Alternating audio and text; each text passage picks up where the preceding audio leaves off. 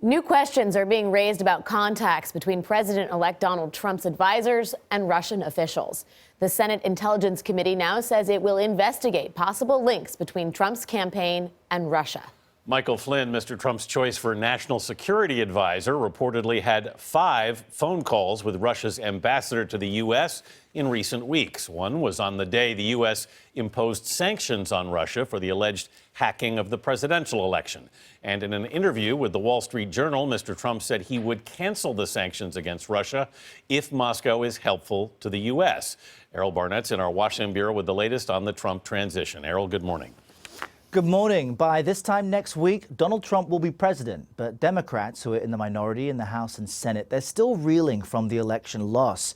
FBI briefings on Capitol Hill this week have only deepened their anger, while the Trump team admits it has been in contact with one Russian diplomat.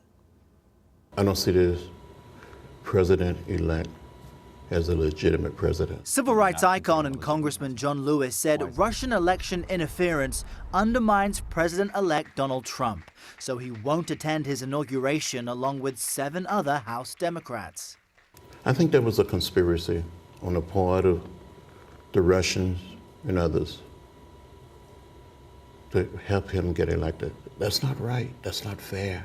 Democrats directed their frustration with Mr. Trump's win at FBI Director James Comey on Friday. My confidence in the FBI director's ability to lead this agency has been shaken. This after a confidential meeting with House members on Russian election interference. What is it that the Russians know or have about that communication during the campaign that increases their leverage over this new administration? Democrats see a double standard in Comey's public update into Hillary Clinton's email investigation before the election and current reluctance to acknowledge if Trump's links to Russia are being investigated. Especially in a public forum, we never confirm or deny a pending investigation. During a Tuesday Senate intelligence hearing into the FBI's handling of the Clinton investigation, independent Senator Angus King was perplexed. The irony of your making that statement here, I cannot avoid. Meanwhile, incoming cabinet nominees face confirmation hearings and revealed views separate from President-elect Trump.